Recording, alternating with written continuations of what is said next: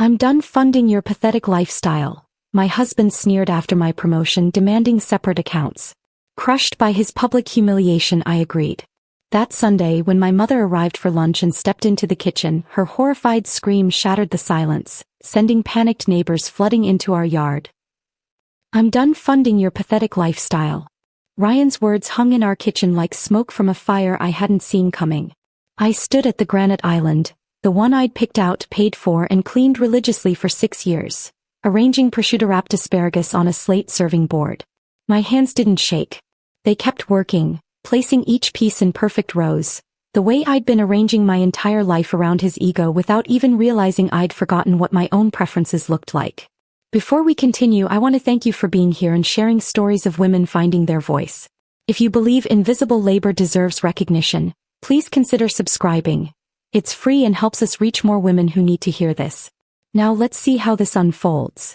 He leaned against the doorframe in his expensive athletic gear, the kind that cost $200 per outfit, all purchased with my credit card, and watched me like he was waiting for a reaction. His face had that expression I'd started recognizing over the past few months. Rehearsed confrontation. Like he'd been building up to this moment in the locker room mirror at his gym, convincing himself he was right, that he was finally standing up for himself. Against what exactly, I wasn't sure. Separate accounts, he continued, his voice gaining confidence from my silence. Effective immediately. What's mine is mine. What's yours is yours. We split everything 50-50. Fair is fair. Fair. The word tasted like metal in my mouth.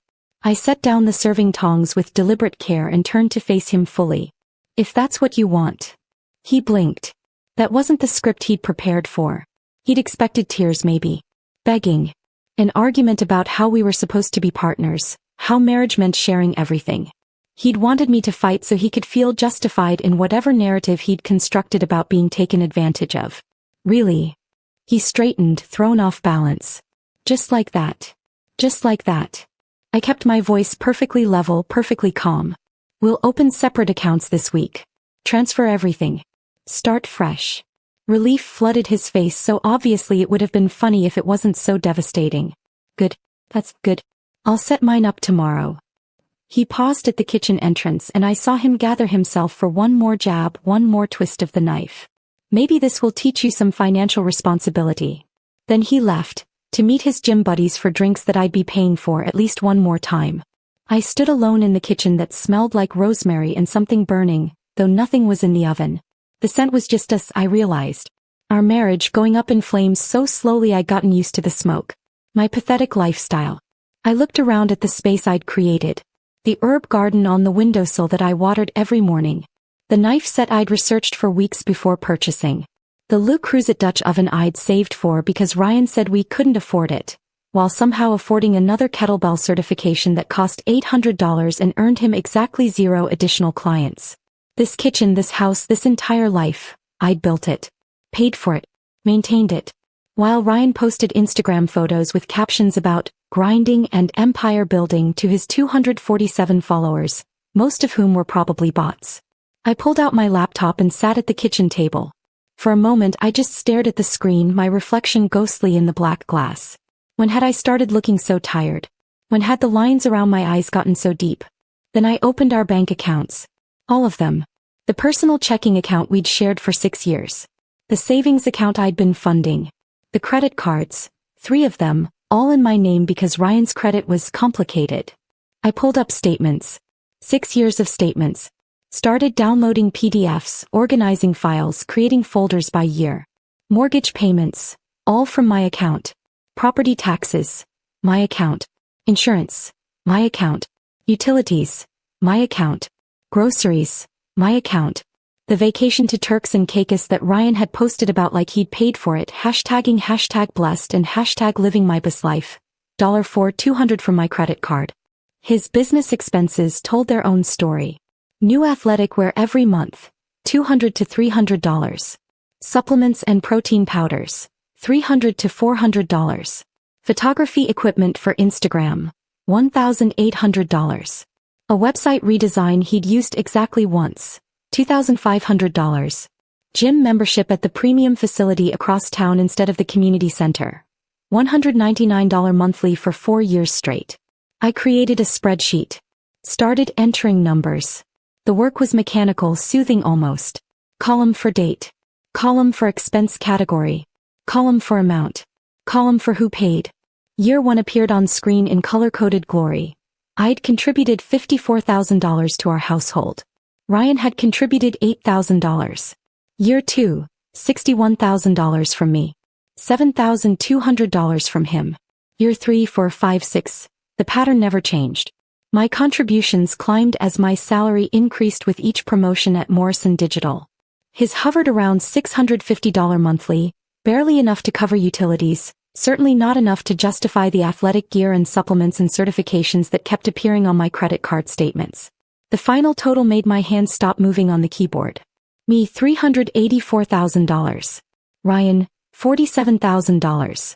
89%. I'd been paying 89% of our expenses for 6 years while he told me I was financially irresponsible.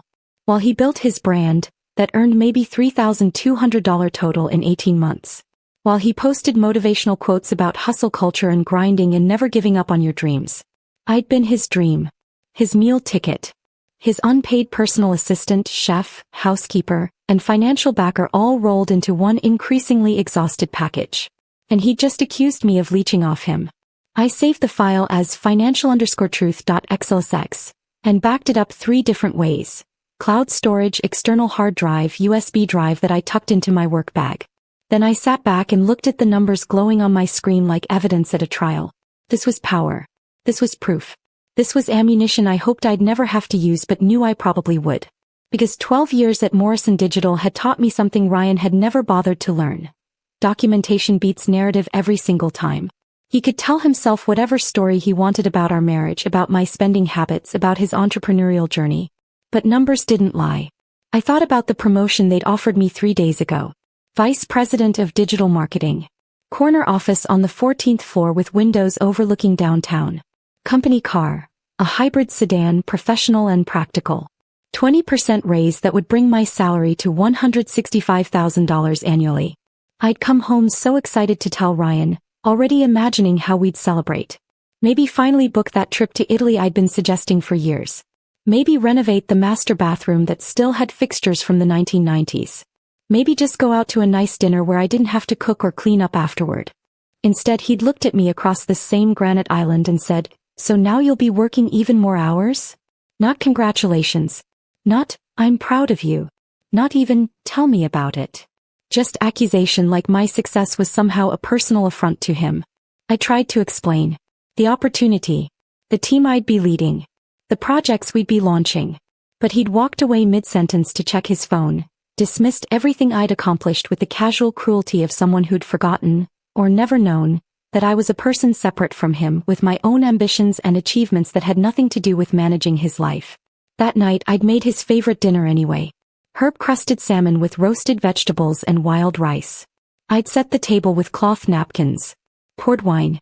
Created an atmosphere for celebration even if he wouldn't. He'd eaten it scrolling through Instagram, liking posts, leaving comments on other fitness influencers' photos. Great gains, bro, and killing it, and respect the grind. I'd watched him and felt something inside me crack. Not break, not yet. Just crack. A hairline fracture in whatever foundation I'd built our marriage on. The one where I'd convinced myself that supporting his dreams meant sacrificing my own need to be seen, appreciated, valued.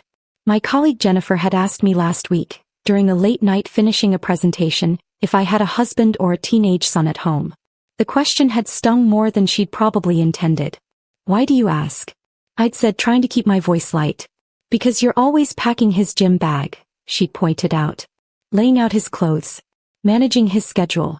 My sister does that for her 16-year-old and she can't wait for him to leave for college." I'd laughed it off. Made some joke about Ryan being high maintenance, in a way that suggested it was charming rather than exhausting. But driving home that night, her words had echoed in my head. When had I become his mother instead of his wife? When had managing his basic life tasks become my responsibility? When had I stopped expecting him to be an actual partner and started accepting him as a dependent I funded and organized and accommodated? The answers were somewhere in these spreadsheets. In 6 years of increasingly unbalanced contributions.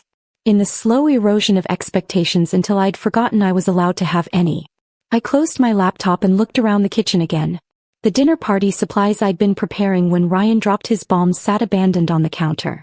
We were supposed to host 6 people tomorrow night. Colleagues from my work, friends I'd been promising we'd have over for months. Another event I'd planned. Another meal I'd shop for, cook and clean up after.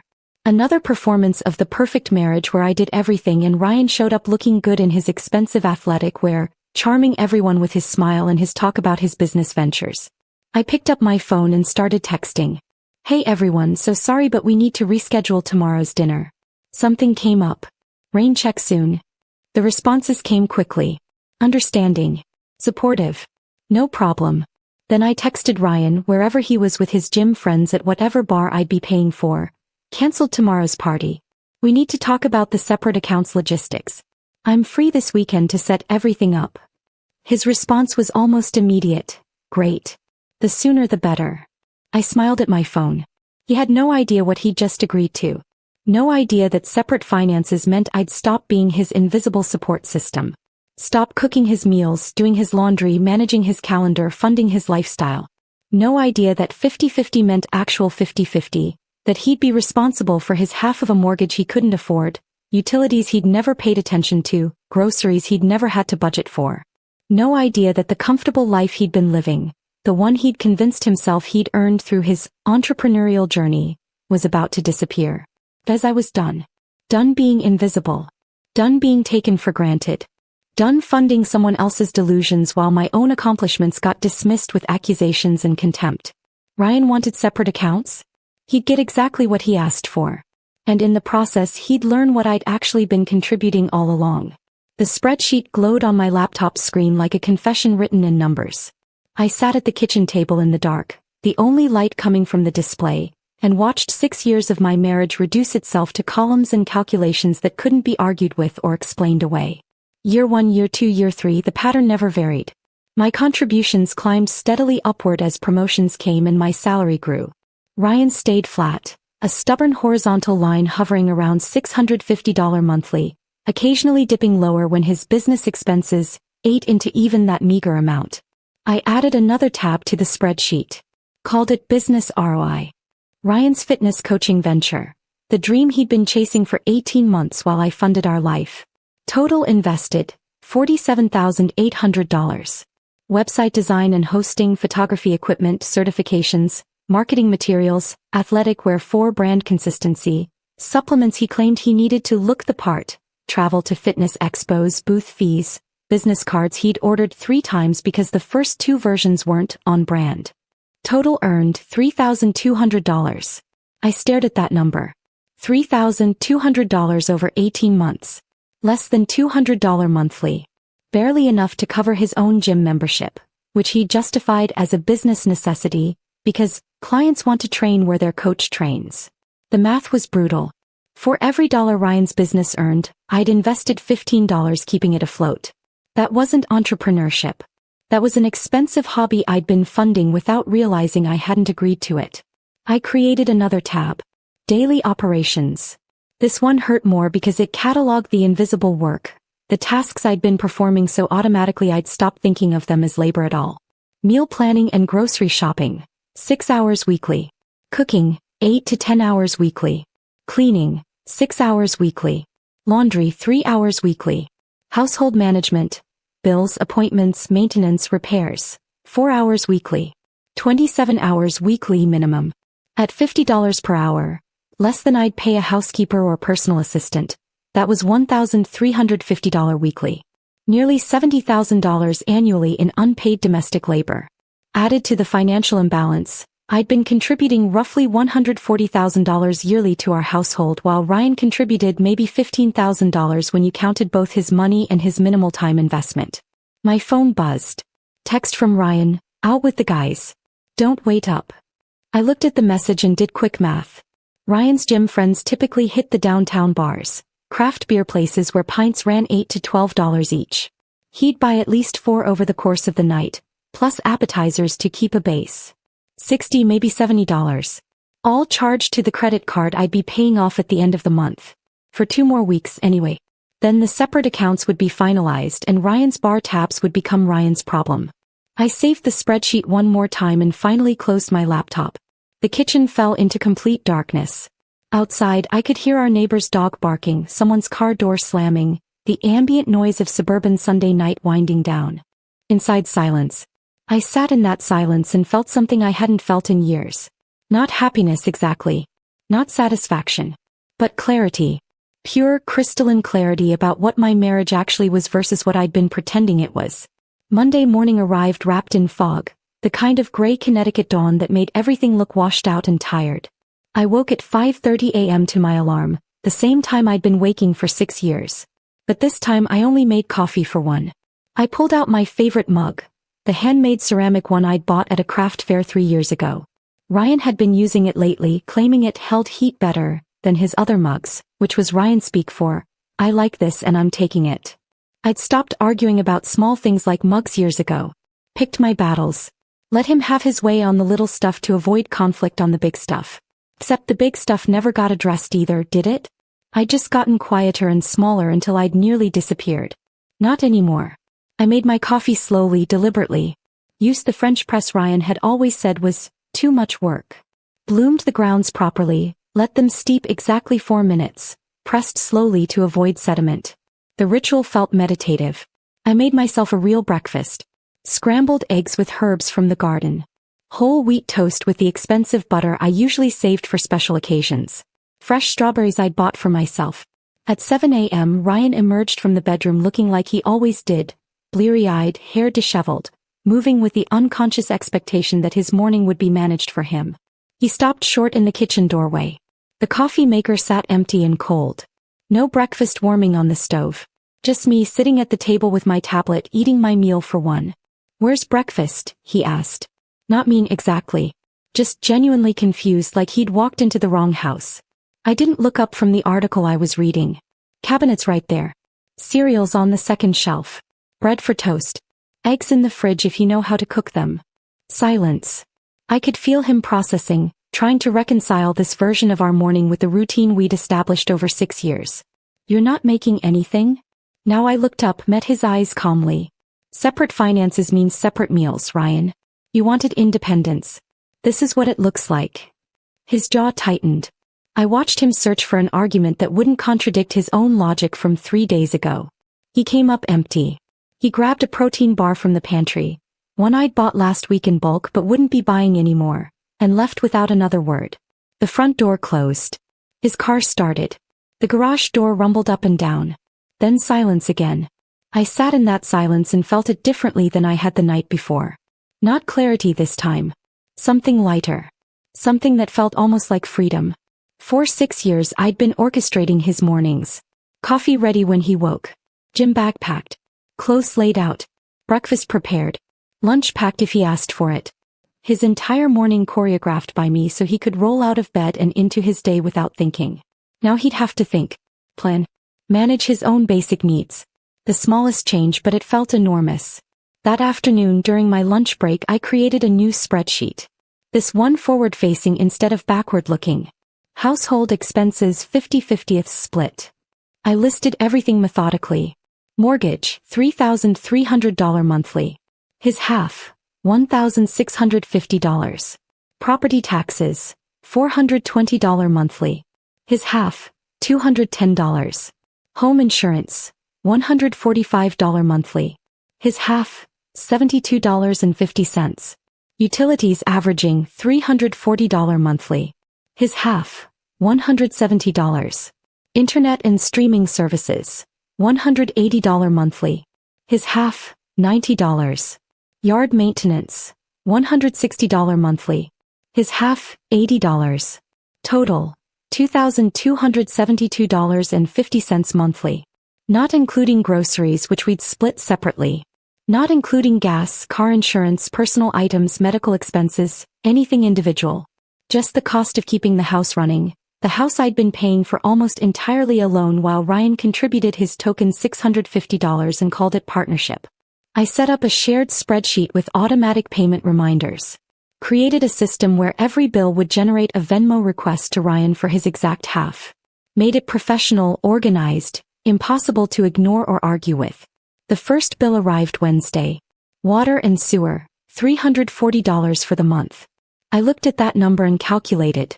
Our subdivision had expensive water rates, but that total was inflated by Ryan's hour-long post-workout showers and the lawn sprinkler system he'd insisted we install 2 years ago because curb appeal matters.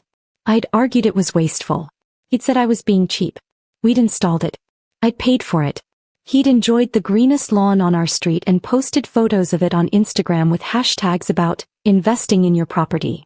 I sent him a Venmo request, $170. Added a cheerful note, "Your half of water bill, thanks." His text came back within minutes. "This is ridiculous. It's just the water bill." I responded immediately, "And you owe half. That's what separate finances means.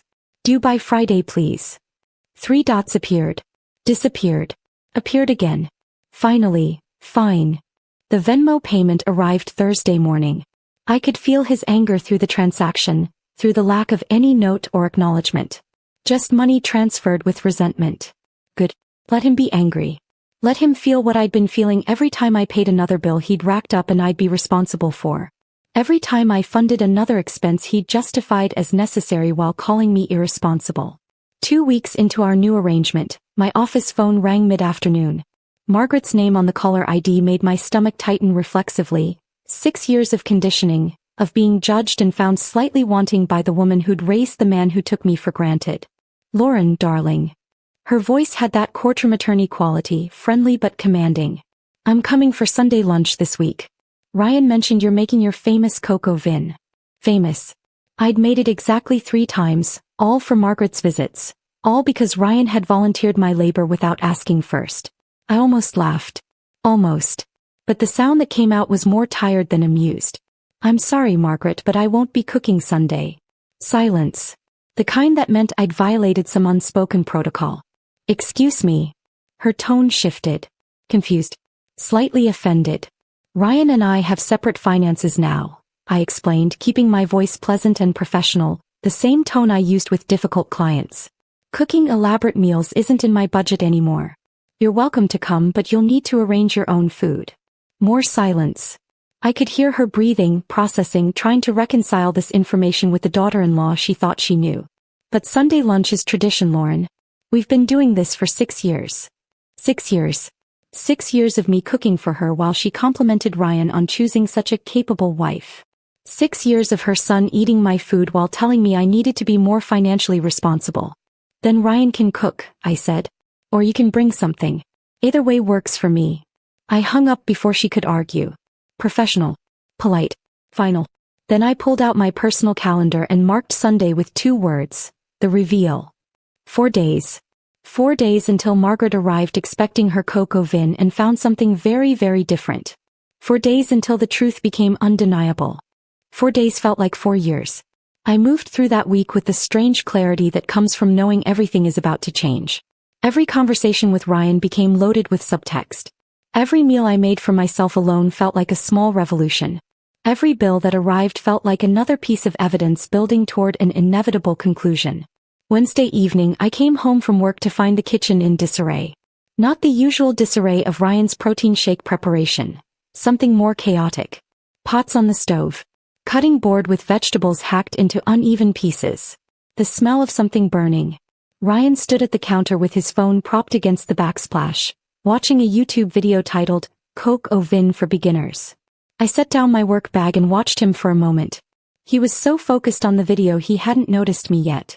His face had that intense concentration I usually only saw when he was scrolling through other fitness influencers' accounts, studying their content strategy.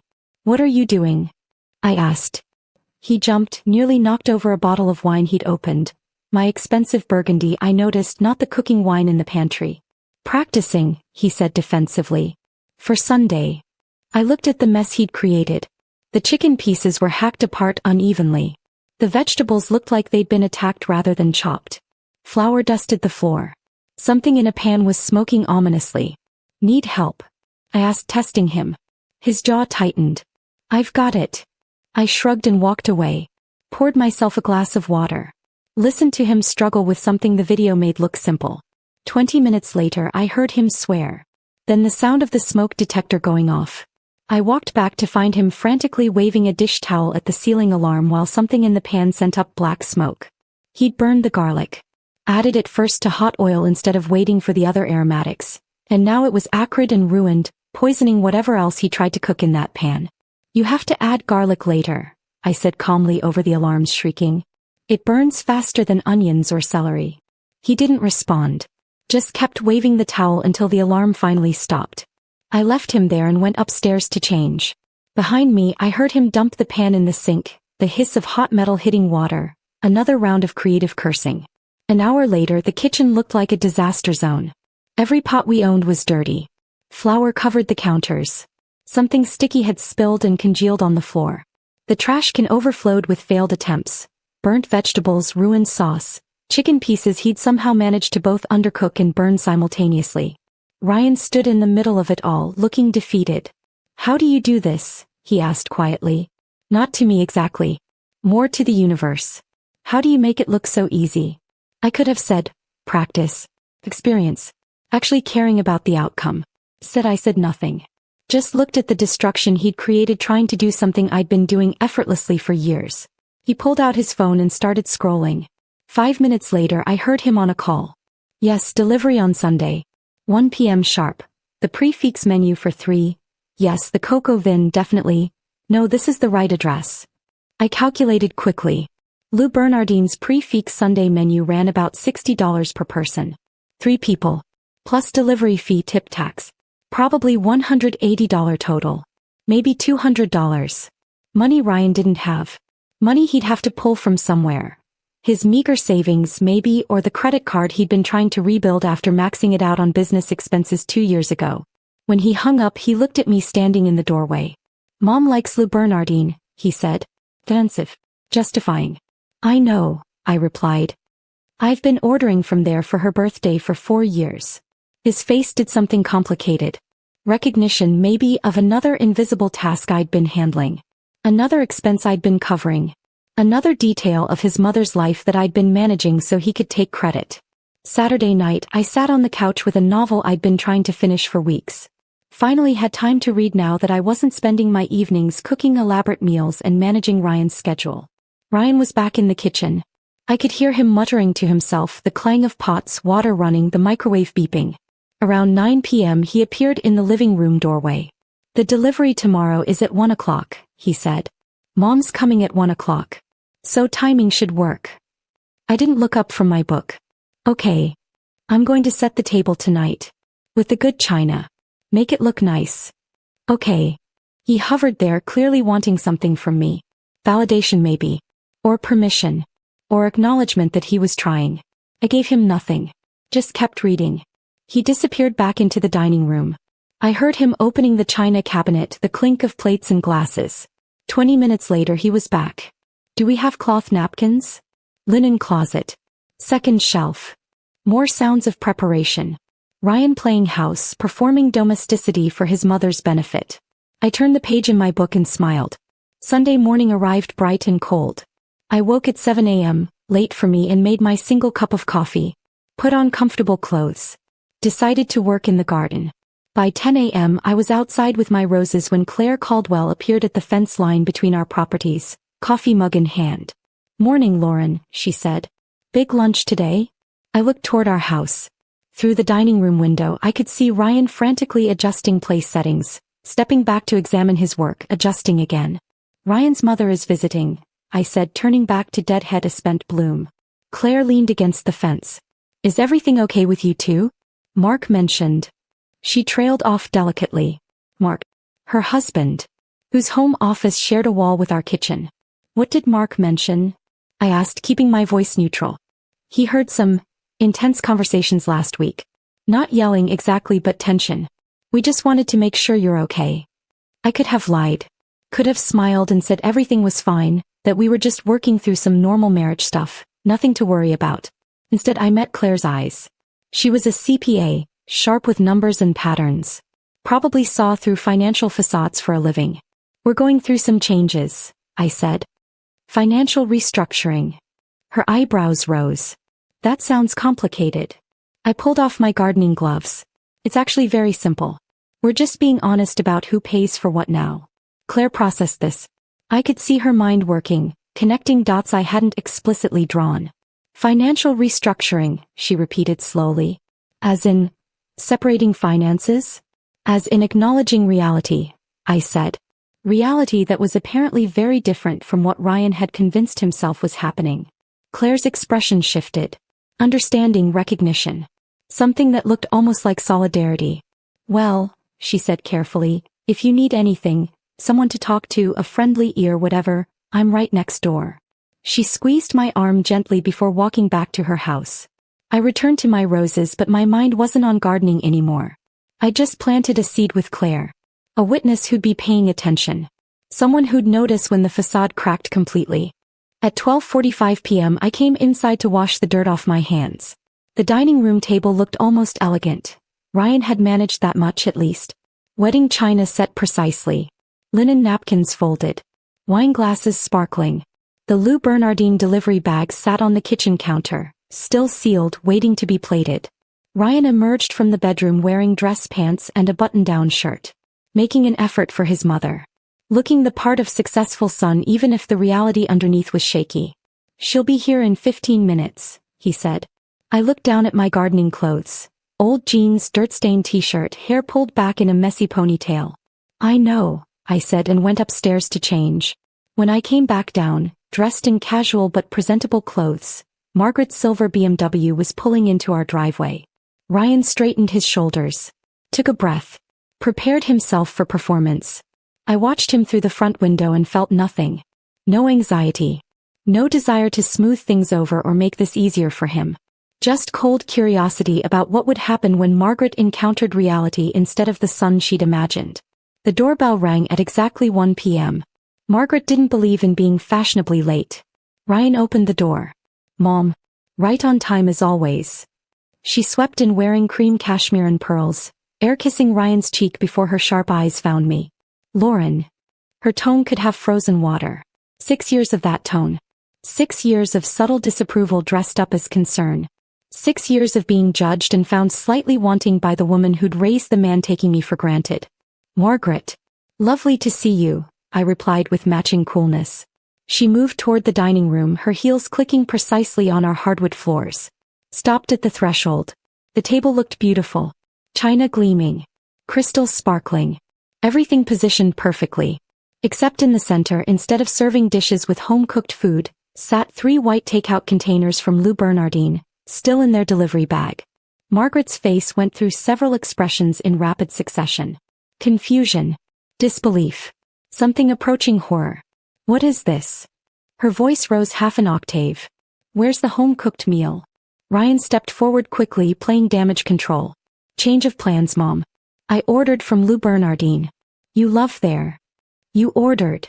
She turned to look at him like he'd announced he was joining a cult. Why didn't Lauren cook? Her eyes swung to me. Accusatory. Demanding explanation. This was it. The moment I'd been building toward for 2 weeks. I stepped into the dining room, wine glass in hand, perfectly calm. Because cooking elaborate meals for free isn't part of our new financial arrangement, Margaret. The words landed like stones in still water. Ripples spreading outward. Financial arrangement? She repeated slowly, testing the phrase. Ryan wanted separate finances, I explained pleasantly, like discussing the weather. So now we split everything 50-50. Including labor. He volunteered to handle Sunday lunch and he did. By ordering $180 worth of catering. I watched that number register. Watched Margaret's lawyer brain start calculating, questioning, assembling a case. Ryan, she said, turning to her son. You spent $180 on takeout? He shifted his weight. It's fine, Mom. I can afford it. The lie sat there between them, obvious and pathetic. I decided to push harder. Test how much truth Margaret could handle. Can you? I asked. Because the mortgage is due Tuesday and your half is $1,650. Plus $170 for utilities. And $280 for groceries we agreed to split. That's $2,100 by Tuesday, Ryan. The color drained from his face. Margaret turned to him with an expression I'd never seen her wear. Not anger exactly, but something colder. Sharper. Calculation. Ryan Michael, she said using his full name. What is she talking about? Ryan opened his mouth, closed it, opened it again. No sound came out. Margaret's question hung in the air between them, heavy and unanswerable. What is she talking about? I watched Ryan's face cycle through options. Denial wouldn't work. I'd already stated specific numbers. Anger would make him look worse. Deflection had failed. He landed on confusion. Mom, it's complicated. Lauren's mixing up. I'm not mixing up anything, I interrupted calmly.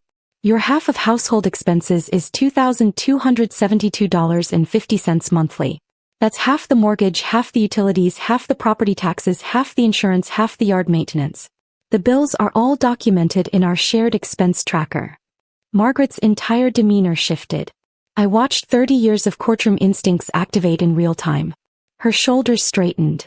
Her expression went neutral, professional. When she spoke again, her voice had dropped into that controlled register that meant she was assembling a case. Lauren, she said, turning to face me fully. What exactly is your half of household expenses? I'd been waiting for this question. Preparing for it. I set down my wine glass and met her eyes directly. The same as Ryan's, I said. We split everything equally now. That was his idea. Margaret's eyes narrowed fractionally. And how much are you paying monthly? I could have softened it. Could have presented the information gently with context and explanation. Instead, I chose brutal honesty. About $2,100 for my share of bills.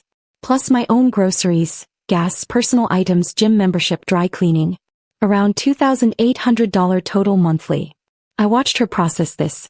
Saw her attorney brain already calculating, comparing, searching for the discrepancy she knew was coming.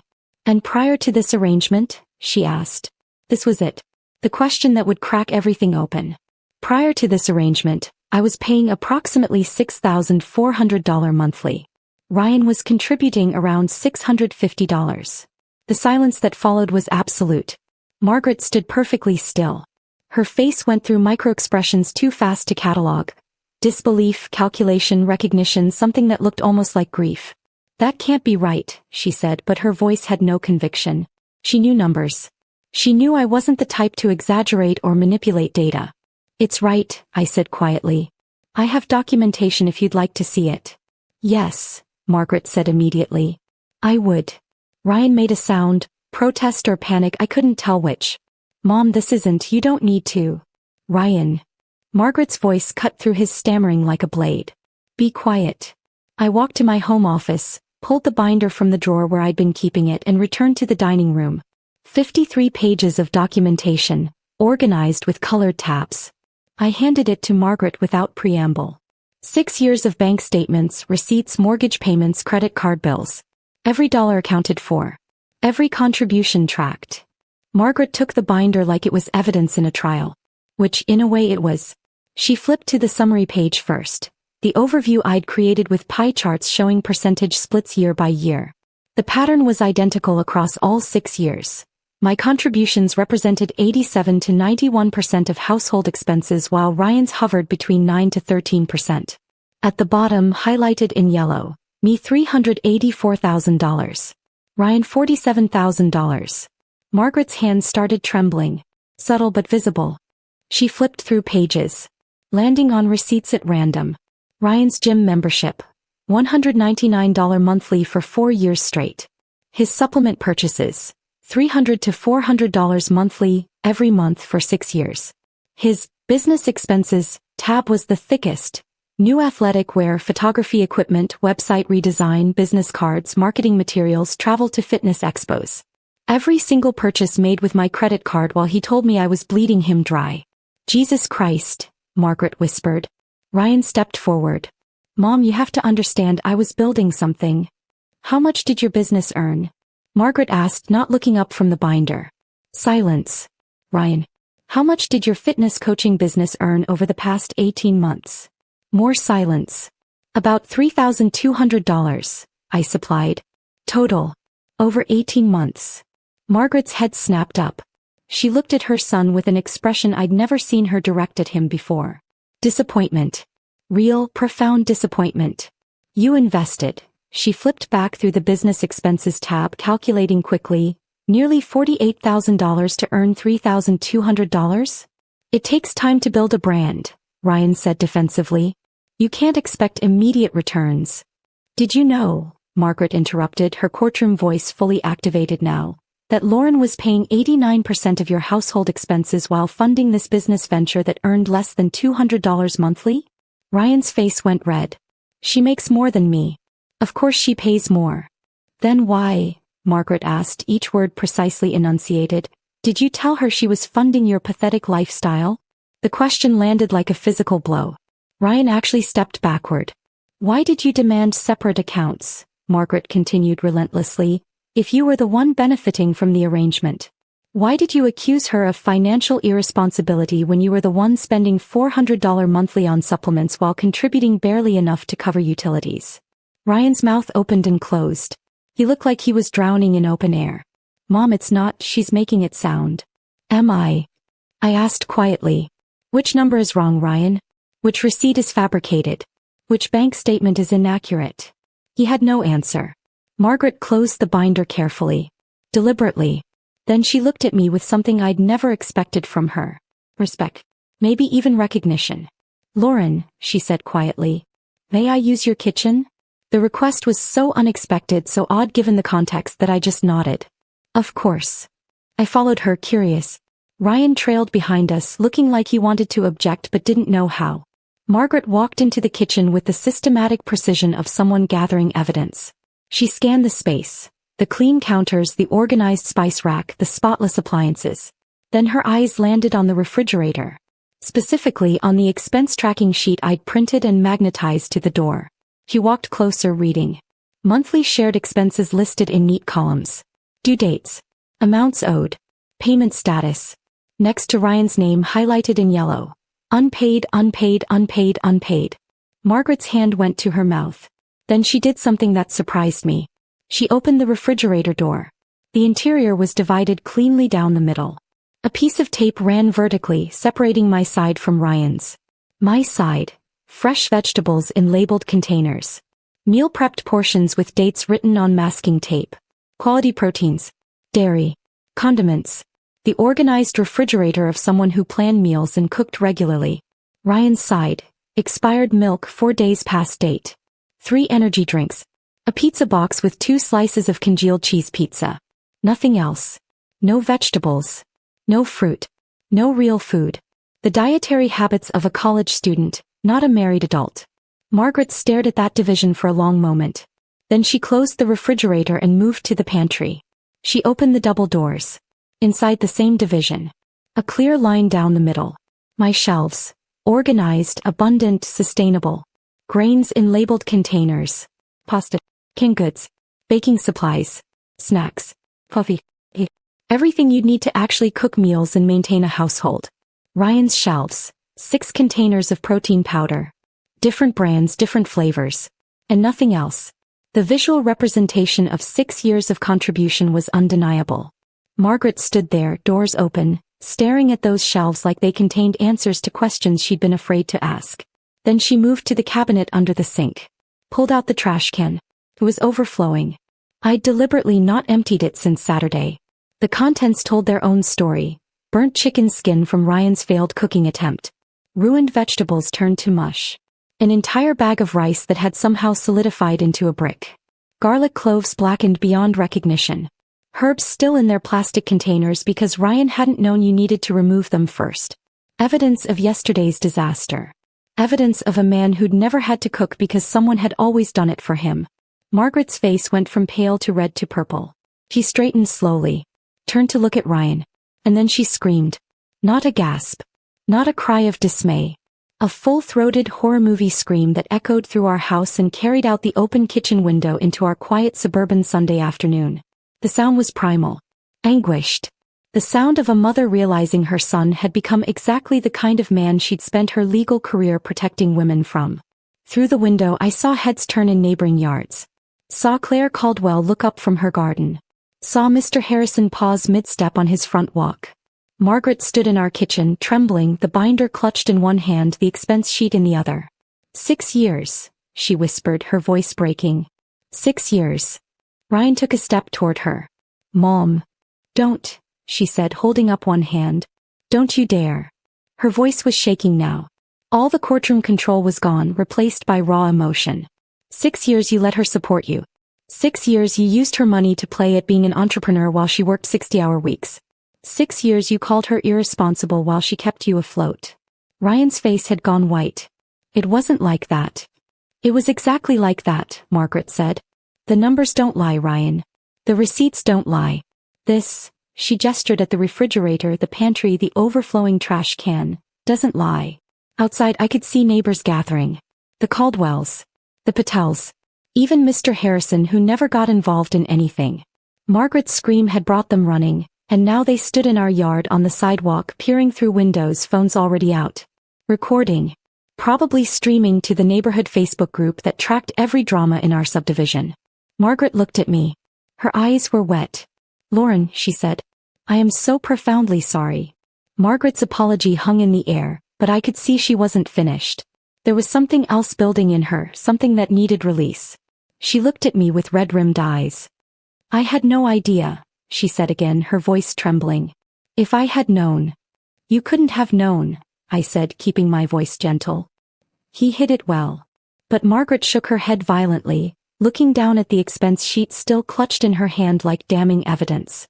Did he hide it? She asked, her voice rising. Or did we all just not ask? The question landed between us with the weight of truth. He was right. Ryan hadn't really hidden anything. I'd been supporting him openly, paying bills from my accounts, using my credit cards for his expenses, managing every aspect of our household in plain sight. Margaret had witnessed it all. The elaborate Sunday meals. The organized home. The gifts I bought for her that Ryan presented as from us. She'd seen it all and never questioned it because the alternative was uncomfortable. Because women supporting men financially disrupted the expected narrative. Because asking would have meant acknowledging her son wasn't the man she'd raised him to be. I saw you, Margaret continued, her voice breaking. I saw you cooking, cleaning, organizing, managing everything. I saw Ryan contributing nothing.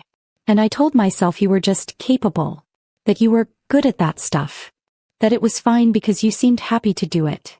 She pressed her hand to her mouth, tears spilling over. But you weren't happy, were you? You were exhausted. You were invisible.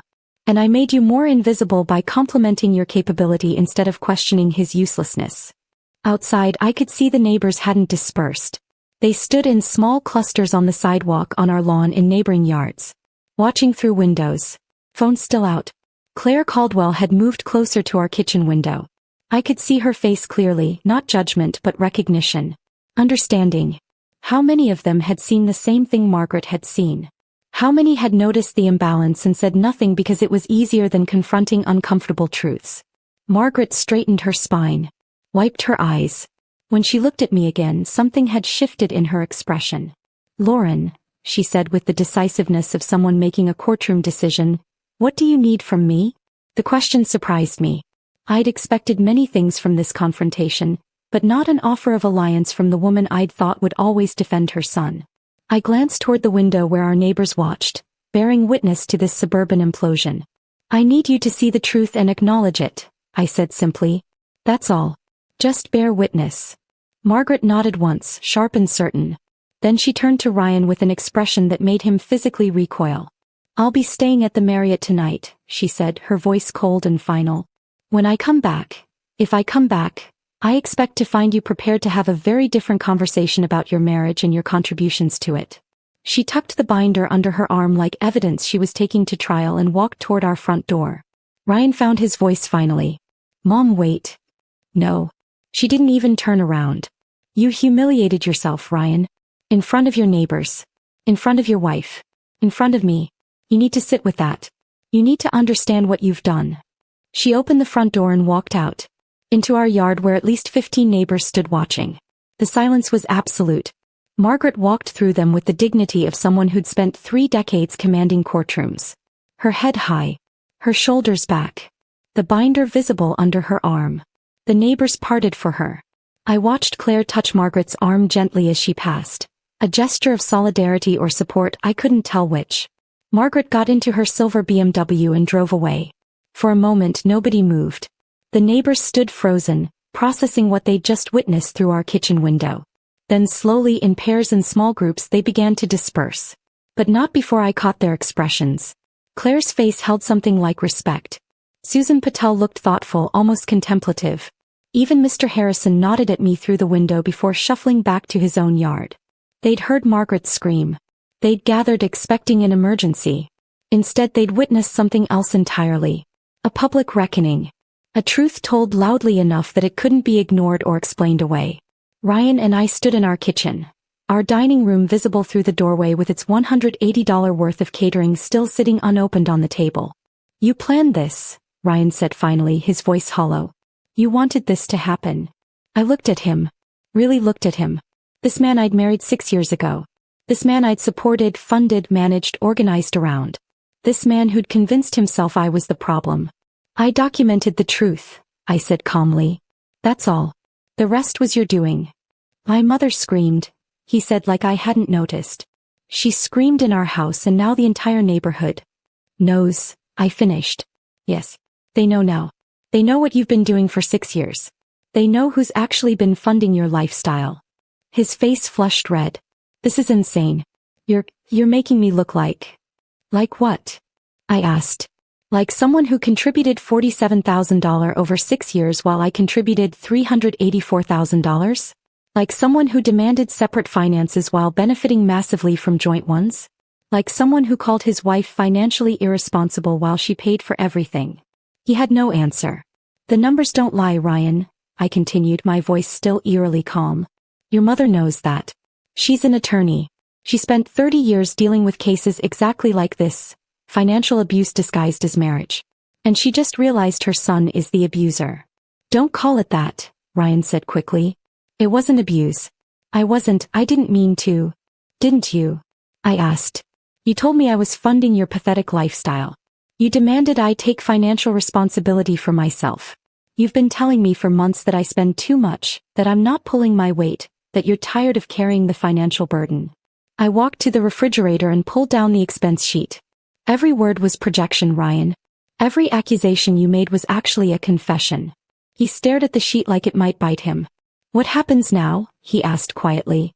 I folded the expense sheet carefully. "Now, you pay your half of the bills. Every month. On time.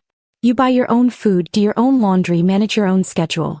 You figure out how to be an actual adult instead of someone's dependent. And us." His voice cracked. "What about us?" I looked at him standing in our kitchen.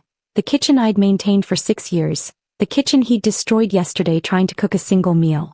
"I don't know," I said honestly. "I don't know if there's an us to save. But I know I'm done being invisible. I'm done being taken for granted. I'm done funding someone else's delusions while my own accomplishments get dismissed." Ryan's phone started buzzing. Text messages coming in rapid succession. He pulled it out, looked at the screen, and his face went pale. "What is it?" I asked. "The neighborhood group chat," he said faintly. "Someone posted video of my mother in our kitchen." Of course they had. I'd seen the phones out. Seen the recording happening. "What are they saying?" I asked, genuinely curious. Ryan scrolled, his face getting paler with each message. "They're saying..." He stopped. Swallowed. "They're on your side. They're saying they're calling me." He couldn't finish. Just handed me the phone. I scrolled through the messages. Dozens of them coming in fast. "Holy hell, did you hear Margaret Davis screaming? I got it on video. Ryan's been living off Lauren's money for 6 years. $384,000 to $47,000? Are you kidding me? He called her financially irresponsible while she paid for everything? Margaret said he became the kind of man she spent her career protecting women from. Damn. Lauren's been cooking those Sunday meals for his mother and he never contributed? That's messed up. I always wondered why she looked so tired. Now we know." Claire Caldwell had posted, "If anyone needs to talk about financial dynamics in marriage, my door is open. What we witnessed today is more common than people think." Susan Patel replied, "Seconded. And Lauren, if you're reading this, we see you now. We should have seen you before." I handed the phone back to Ryan. His face had gone from pale to gray. Everyone's going to know." "Yes," I said. "Everyone's going to know the truth. That's what happens when you demand separate finances and then can't afford your half. The truth becomes visible." He looked at me like I was a stranger. "Who are you?" Someone who stopped accepting being invisible, I said. Someone who decided her contributions deserved acknowledgement. Someone who got tired of being called a burden by the person she was carrying. I walked past him toward the stairs. "Where are you going?" he asked. "To my room," I said. "To read. To enjoy the quiet. To exist in my own space without managing yours." "This isn't over," he said, but his voice had no conviction. "No," I agreed. "It's not. But it's different now. And it will never go back to what it was." I went upstairs and closed the bedroom door. Below I heard Ryan moving around. Heard him on the phone, probably calling his mother though she wouldn't answer. Heard him in the kitchen finally dealing with the catering that had never been eaten. Outside, the afternoon sun slanted across our neighborhood. Somewhere, neighbors were still talking about what they'd witnessed. About Margaret's scream. About the truth that had finally, brutally, necessarily come to light. I lay on my bed and stared at the ceiling. Tomorrow, Ryan would have to figure out how to pay $2,100 in bills he'd never budgeted for. Tomorrow he'd have to buy his own groceries and cook his own meals. Tomorrow he'd have to face a neighborhood that knew exactly who he was and what he'd done. But today in this moment I felt something I hadn't felt in 6 years. Not happiness. Not triumph. Just the quiet, profound relief of truth finally spoken aloud. The quiet in our house that night was different from any silence we'd shared before. Not comfortable. Not companionable. Just empty, like a room after furniture's been removed and you can see all the damage that was hidden underneath. I lay in bed staring at the ceiling, listening to Ryan move around downstairs. Heard him finally dealing with the catering, containers opening, the scrape of utensils, the refrigerator door opening and closing. Then silence again. Around midnight I heard his footsteps on the stairs. They paused outside our bedroom door. I held my breath, waiting to see if he'd knock. If he'd try to come in. If he'd attempt some conversation or reconciliation or explanation. The footsteps moved past. Down the hall to the guest room. The door closed with a soft click. I exhaled and rolled over, pulling the comforter around myself. My bed. My room. My space. For the first time in 6 years I didn't have to negotiate for it. Monday morning arrived gray and cold. I woke at 5:30, made my single cup of coffee, dressed for work in the master bathroom without worrying about waking Ryan. He was already in the guest room. Already separate. Already learning what it meant to manage his own space. I left the house at 7:15, same as always. Claire Caldwell was waiting by the mailboxes at the end of our street. Not obviously waiting, she was checking her mail, going through envelopes. But when she saw me, her face shifted into an expression I couldn't quite read. Concern. Curiosity. Something else. "Lauren," she said as I approached. "Do you have a minute?" I stopped, keys in hand. "Sure." She glanced back toward our house, then at me. "What your mother-in-law said yesterday. About you paying for everything. Is that actually true?" I could have deflected. Could have said it was complicated, that families shouldn't air private matters, that Margaret had been upset and perhaps exaggerated. Instead I said, every word. Claire's expression shifted. "For how long?" 6 years. She made a small sound, not quite a gasp, not quite a sigh. Something in between. "Mark and I had no idea," she said. "We thought, well, we didn't think about it, I guess. You seem to have everything so together." "That was the problem," I said quietly. "I made it look effortless. So nobody questioned whether it should be effortless." Claire nodded slowly. He understood. She was a CPA. She knew what numbers meant, what patterns revealed, what imbalances looked like when you actually examined them. "If you need anything," she said, squeezing my arm. "We're here. Mark and I. We see you now." The phrase stuck with me all day. We see you now. Like I'd been invisible before. Which, in a way, I had been. At work, I threw myself into the new VP responsibilities with an intensity that surprised even me. Strategy meetings for Q4 campaigns. Team reorganization. Budget allocation. The work was complex and demanding and completely within my control. Nobody at Morrison Digital called me financially irresponsible. Nobody questioned my contributions. Nobody took credit for work I'd done. My assistant knocked on my office door around 3 p.m. "Lauren, you have a personal call. Margaret Davis. She says it's important." I picked up, curious. "Margaret." "Lauren." Her voice was steadier than it had been Sunday, but I could still hear the strain underneath. "I wanted to tell you something before you heard it elsewhere." I waited. "I've made an appointment with a therapist," she said. "For Thursday. To talk about why I didn't see what was happening. Why I enabled Ryan's behavior by never questioning it. I sat back in my chair genuinely surprised. Margaret had always seemed so certain. So confident in her assessments. The idea of her seeking therapy felt like watching a mountain decide to move. "That's good, Margaret," I said carefully. "That takes courage." "It's terrifying," she admitted. "I'm 62 years old. I spent 30 years protecting women from exactly what Ryan did to you. And I missed it. I watched it happen and told myself it was fine because you seemed capable." Her voice broke on the last word. "I turned your competence into justification for his uselessness," she continued. "I made you smaller by complimenting how well you handled everything instead of asking why you were handling everything alone." We sat in silence for a moment, connected by phone across the city. "Can I ask you something?" Margaret said finally. "And I need you to be completely honest." "Okay. Do you think the marriage can survive this? Or is it already over?" The question I'd been asking myself for 3 days. "I don't know," I said honestly. "I don't know if I want to go back to being invisible. But I also don't know if Ryan's capable of real change or if he's just scared right now." "That's fair," Margaret said. "That's more than fair. For what it's worth, I've told him he needs to earn his way back into any kind of relationship with you. That the burden is entirely on him to prove he can be different." "What did he say?" Margaret laughed, but it was hollow. "He cried. Then he got angry. Then he cycled back to crying. He's a mess, Lauren. Which is probably where he should be." After we hung up, I sat at my desk looking out over the city. Wondered what Ryan was doing. If he was actually reflecting or just panicking. If he understood what he'd lost or was still focused on what he thought he was owed. Wednesday morning, my phone buzzed with a Venmo notification. Ryan had sent $1,650. The memo line read, "Mortgage my half." I stared at it for a long moment. The first time in 6 years he'd paid his actual share of the mortgage on time, without prompting, without complaint. Thursday, $170 for utilities. Friday, $280 for his half of groceries. Each payment arrived with no message, no explanation. Just money transferred, obligations met. I checked his Instagram out of curiosity. He hadn't posted since Saturday.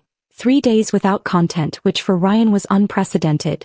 His last post was that gym equipment photo with the caption about grinding and empire building. The comments had been cleaned out. Whatever criticism had flooded in after Sunday, he deleted it all. His follower count had dropped. 247 to 198. People jumping ship from his motivational fitness brand now that the neighborhood knew the motivation was funded entirely by his wife. Thursday evening, I came home to find the kitchen spotless and a note on the counter. Ryan's handwriting, precise and careful. "Sold my gym membership to Premium Fitness. Moving to community center starting next week, $30 per month instead of $199. Selling my kettlebells and equipment on Facebook Marketplace. First therapy session scheduled for Monday at 4 p.m. Will need to leave work early. R. No apology. No explanation. Just information. Facts. Accountability." I read it twice, looking for subtext or manipulation. Found none. Just a man reporting his decisions, taking responsibility for his own finances, acknowledging he needed help. It was the most adult communication I'd received from him in years. I folded the note and walked upstairs. Pulled open my desk drawer where I'd stored the USB drive with our financial documentation. The evidence of 6 years of imbalance. I placed Ryan's note next to it. Evidence of rock bottom. Evidence of what might, possibly, maybe, be the first tiny step toward change. That night I made dinner for myself. Lemon chicken with roasted vegetables and wild rice. Plated it nicely. Ate at the kitchen table with a book propped against the salt shaker. Halfway through my meal, Ryan came home. I heard him enter through the garage, heard his footsteps pause when he saw me at the table. "That smells good," he said quietly. I didn't look up from my book. "There's chicken in the fridge if you want to make some for yourself." Silence. Then, "I don't know how." "YouTube has tutorials," I said. "Or there's a basic cooking class at the community center. Tuesday nights." More silence. Then the sound of him opening the refrigerator.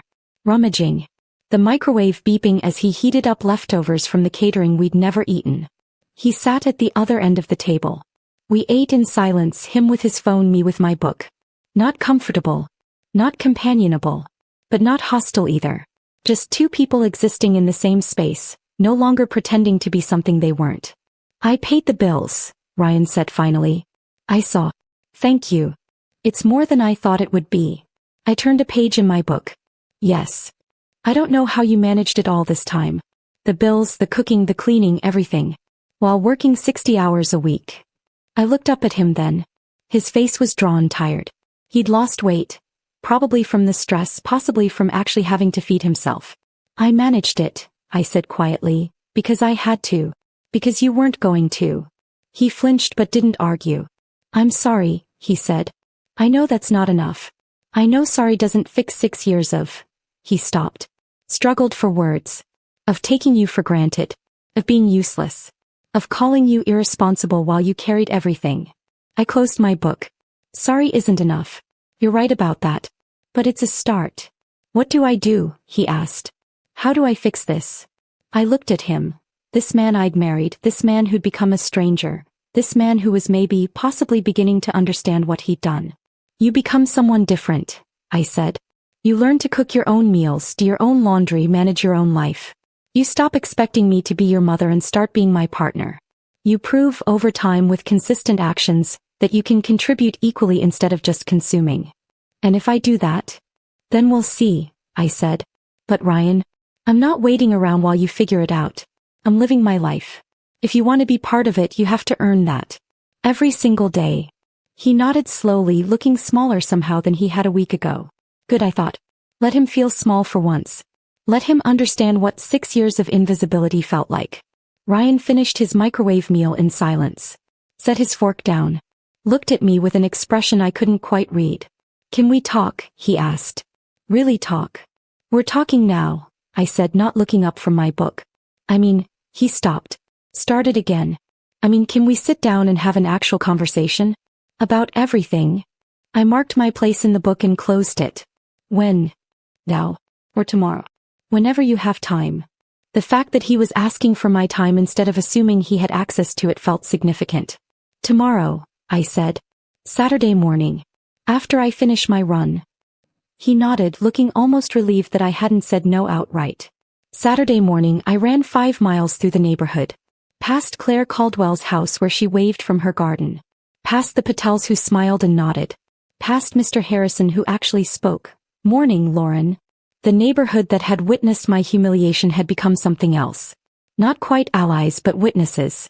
People who saw me now in a way they hadn't before. I came home sweating, endorphins high, feeling more myself than I had in years. Ryan was sitting at the kitchen table with a notebook. He looked terrible, drawn, tired, like he hadn't been sleeping well. He'd lost weight. His gym-sculpted physique was softening without the hours of daily training he could no longer afford. Coffee? He offered, gesturing to the French press. I poured myself a cup and sat across from him. Waited. I've been going to therapy, he started. His voice was rough, uncertain. Dr. Morrison has been. She's been making me look at things I didn't want to see. I sipped my coffee. Said nothing. She asked me to track my daily activities, Ryan continued. Everything I do in a typical day. Then assign an hourly value to each activity based on what it contributes to our household. He slid the notebook across the table. I opened it. Saw pages of scratched out attempts, erased lines, frustrated scribbles. I couldn't do it, Ryan said, his voice breaking. I couldn't assign value to my time because most of what I do doesn't create value. I looked at his attempts. Saw him trying to quantify gym time, Instagram posting, meal planning he didn't actually do, cleaning he didn't perform. 2 hours daily at the gym, he continued. That's for me. Not for us. Not contributing anything except my own ego. 3 hours weekly posting on Instagram for a business that earns almost nothing. Maybe an hour weekly actually doing something that benefits our household. He put his head in his hands. Everything else is you, Lauren. Cooking, cleaning, managing bills, maintaining the house, remembering appointments, organizing, planning. Everything. I closed the notebook and pushed it back toward him. I called you financially irresponsible, Ryan said, looking up at me with red-rimmed eyes. I actually believed it. I convinced myself that your salary was ours to share and mine was mine to keep.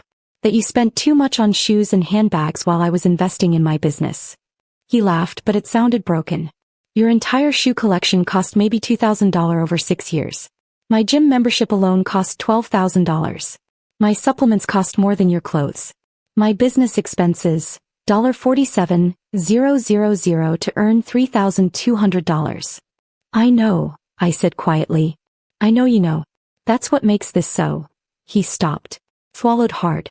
I'm not the victim here. I'm the problem. And I didn't see it until my own mother screamed it in front of the entire neighborhood. We sat in silence. Outside I could hear someone mowing their lawn. Normal suburban Saturday sounds.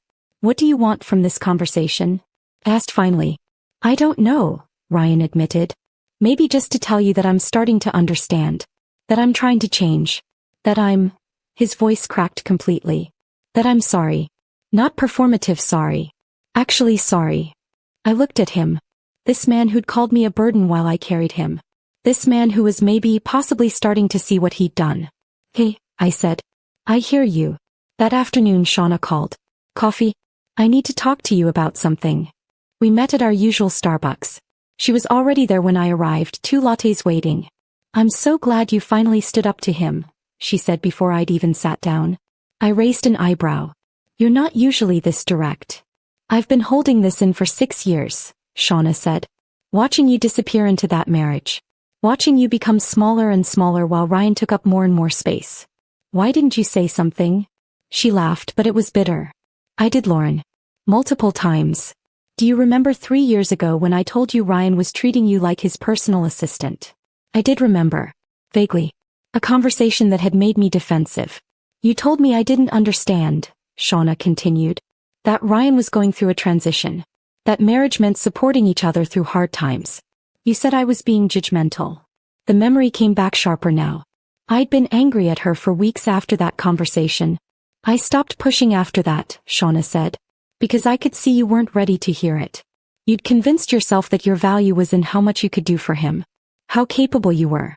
How much you could handle. She reached across the table and took my hand. But Lauren, your value was never in what you did for Ryan. It was always in who you are. Brilliant. Accomplished. Kind. Organized. Successful. You didn't need him. You never needed him. Her voice got quieter. He needed you desperately. And he convinced you it was the other way around. The truth of her words broke something open in me. I started crying. Right there in Starbucks. Ugly crying that made other customers glance over and then politely look away. Shauna moved around the table to sit beside me, holding me while I finally grieved for 6 years of making myself smaller to accommodate someone else's ego. I was so stupid, I said through tears. You weren't stupid, Shauna said firmly. You were generous. You were kind. You believed the best in someone who took advantage of that. That's not stupidity. That's humanity. Tuesday Margaret called and asked if we could have lunch. Just the 2 of us. We met at a quiet bistro downtown, away from our neighborhood and its watching eyes. Margaret looked different. Less polished. More vulnerable. She'd stopped wearing her courtroom armor. I need to tell you something, she said after we'd ordered. About why I didn't see what Ryan was doing to you. I waited curious. When I was building my law practice, Margaret began, I worked 80-hour weeks while Roger launched his construction company. For the first 10 years of our marriage I paid for everything. She stirred sugar into her coffee with precise movements. My mother told me I was being a fool. That Roger was using me. That I should demand he get a real job and contribute properly. I defended him viciously. Cut her off for 3 years over it. Margaret looked up at me. Roger's business eventually succeeded. We're comfortable now. So I told myself my mother had been wrong. That my investment in Roger had paid off. She paused. But looking at you and Ryan, I realized I was projecting my story onto yours. I wanted Ryan to be like Roger. Wanted your story to have the same ending as mine. So I didn't look closely at what was actually happening. What's the difference? I asked quietly. Between your story and mine? Margaret's attorney precision returned. Roger was building a real business, she said. He worked construction sites 12-hour days. Came home covered in drywall dust. His business lost money those first years because he was investing every dollar back into equipment and skilled workers. She met my eyes directly. Ryan wasn't building a business. He was playing at entrepreneurship while you funded his lifestyle. There's a difference between supporting a partner's dream and enabling their delusion. I felt something shift inside me. A piece of anger I'd been carrying toward Margaret dissolved. What Roger and I had, Margaret continued, was hard but equal. We both sacrificed. We both contributed. We both believed in a shared future. Her voice dropped. What you and Ryan had was exploitation disguised as partnership. And I'm so sorry I didn't see it sooner. I'm sorry I didn't protect you the way I protected my clients for 30 years. She reached across the table and squeezed my hand. I enabled him by never questioning it. By complimenting your capability instead of asking why you were doing everything alone. I made you smaller by praising how well you handled his inadequacy. We sat in silence for a moment. Are you staying with him? Margaret asked finally. I don't know yet, I said honestly. I'm waiting to see if the changes are real or just crisis management. That's wise, Margaret said. And whatever you decide, I want you to know, I'm on your side now. Not his. Yours. It was the alliance I'd never expected but desperately needed. The mother-in-law who finally saw me clearly and chose to stand with me instead of her son. That evening I sat in my home office looking at the binder of financial evidence. 6 years of imbalance. 6 years of invisible labor. My phone buzzed. Text from Ryan, therapy again tomorrow. Dr. Morrison wants to do couples sessions if you're willing. No pressure. Just offering. I stared at the message for a long time. Typed, maybe. Let me think about it. His response came immediately, take all the time you need. I'll keep working on myself either way. I set down my phone and looked out the window at our neighborhood. The place where everyone now knew our story. Where Margaret's scream had made the invisible undeniable. Change was happening. Real change maybe. But whether it was enough remained to be seen. I took all the time I needed. Days turned into weeks. Weeks into months. Ryan kept going to therapy. Kept paying his bills. Kept showing up to his community center job even though I knew it hurt his ego to go from fitness influencer to front desk clerk. He'd asked twice more about couples counseling. Both times I'd said, not yet. He'd accepted it without argument. That alone felt significant. 6 months after Margaret's scream, I woke on a Sunday morning to the smell of coffee. Not the burnt, over-extracted coffee Ryan used to make in a panic. Real coffee. The kind that takes attention and care. I came downstairs in my pajamas to find him at the French press, moving through the ritual with careful concentration. Bloom the grounds. Wait 30 seconds. Pour slowly. Press gently. He'd been practicing. Bernie. Trying. Morning, he said, glancing up briefly before returning his focus to the press. Morning, I replied. He poured 2 mugs. Handed me one. I tasted it. Good. Not perfect but genuinely good. The kind of coffee that showed someone cared about the process, not just the outcome. I've been taking the cooking class at the community center, Ryan said, like he was reporting on homework. 3 nights a week. Chef Marcus is teaching us basics. How to properly season. How to know when something's done without relying on timers. I nodded, sipping my coffee. I made chicken marsala last night, he continued. It was edible. Not good but edible. Progress, I guess. That's good, I said. We stood in the kitchen drinking coffee like 2 people who used to know each other and were slowly learning how to be in the same room again. I sold the last of my gym equipment yesterday, Ryan said. The kettlebells I bought for $800. Got $200 for them. Put it toward next month's mortgage. Is half of the mortgage. Which he'd been paying on time, every month for 6 months straight now. The community center job is offering me more hours, he continued. 40 weekly instead of 30. With benefits. Still only $18 an hour, but it's something. Are you going to take it? Yeah. I need to. I can't keep pulling from retirement to cover my half of expenses. He said it matter-of-factly. No resentment. No martyrdom. Just acknowledgement of reality. We finished our coffee in silence. Not uncomfortable silence. Just quiet. Can we talk? Ryan asked. About us. About what happens next. I set down my mug. Okay. We sat in the living room. Neutral territory. Both of us choosing opposite ends of the couch, maintaining distance. I need to ask you something, Ryan said. And I need you to be completely honest even if the answer destroys me. I waited. Do you want to stay married? Or do you want a divorce? The question I'd been avoiding for 6 months. I don't know, I said honestly. Ryan nodded like he'd expected that answer. Dr. Morrison says I have narcissistic tendencies, he continued, his voice quiet. That I built my entire identity around being special. The athlete. The entrepreneur. The guy with potential. Instead of building identity around actually doing anything of value. He looked at his hands. She says I used your competence as proof I was special. Like, if someone as accomplished as you would support me, I must be worth supporting. But I wasn't worth supporting, was I? I was just using you. Yes, I said. No point softening it now. You weren't supporting a partner building something real, Ryan continued. You were supporting a grown man playing pretend while you did all the actual work. And I called you irresponsible for it. His voice cracked. I called you a burden while you were carrying me. And I don't know how to fix that, Lauren. I don't know how to undo 6 years of... He stopped. Took a breath. Of abuse. That's what Dr. Morrison calls it. Financial abuse. Emotional abuse. I don't like the words, but I can't argue with them. I said nothing. Let him sit with that truth. I'm not asking you to stay, Ryan said finally, looking up at me. I'm asking what you need. What would make your life better, happier? And if that answer is divorce, I'll sign the papers and move out without argument. You deserve that choice. I looked at him. This man who'd called me a leech. This man who was maybe, possibly becoming someone different. I need time, I said. Real time. Not 6 months, but maybe a year or more. To see if this is genuine change or just crisis management. Ryan nodded. Okay. I need to see you maintain employment. Contribute consistently. Manage your own life without me managing it for you. Okay. I need you to continue therapy. And I need us to do couples counseling.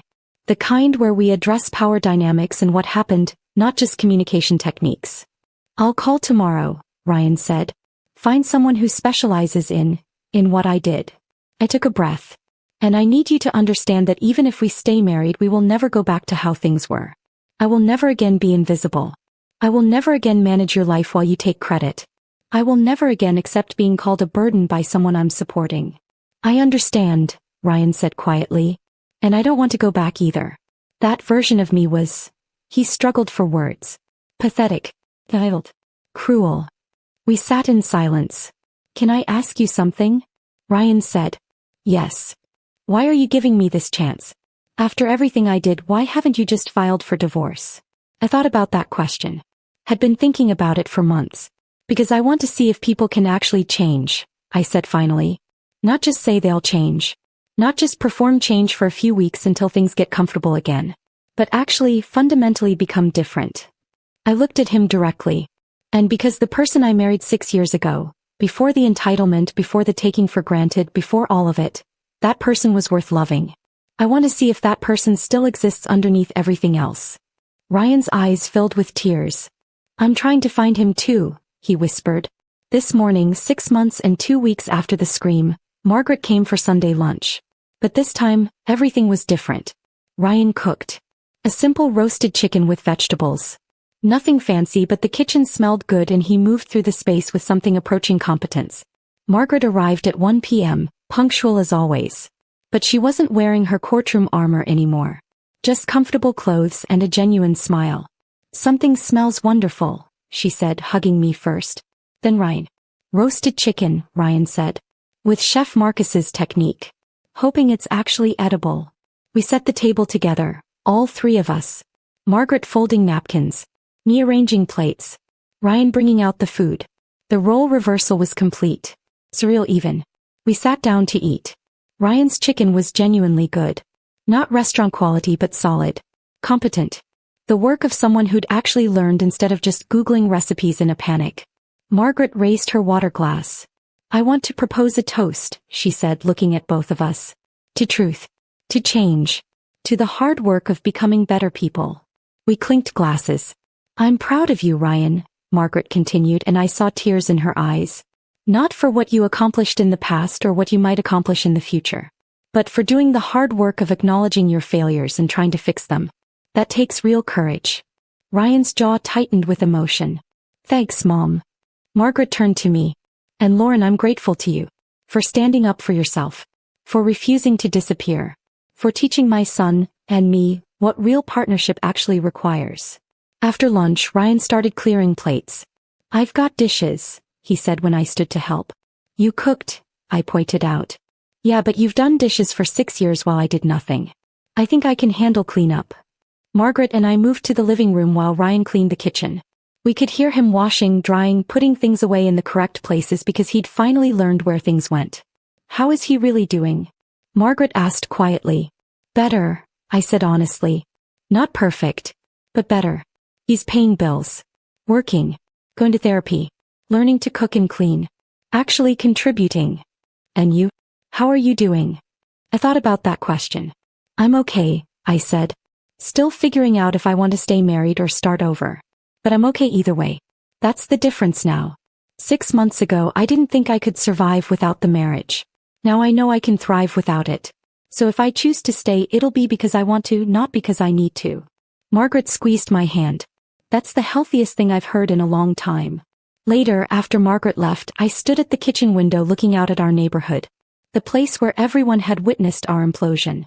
Where Margaret's scream had made the invisible undeniable. Ryan came to stand beside me. Not touching but close.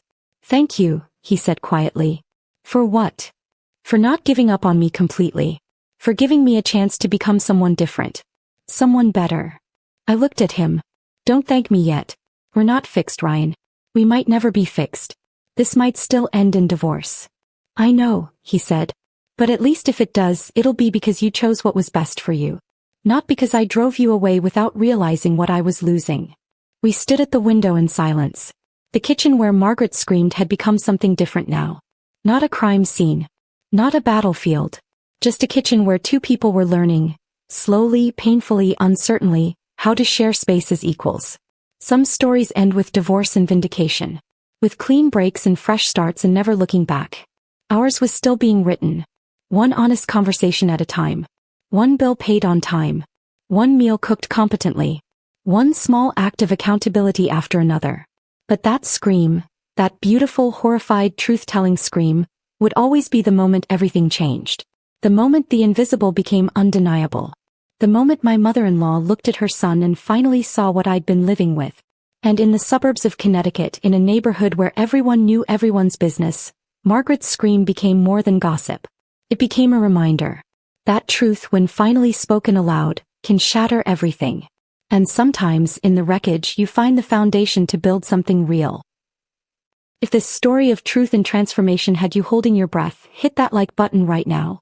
My favorite part was when Margaret opened that refrigerator and saw the truth divided right down the middle.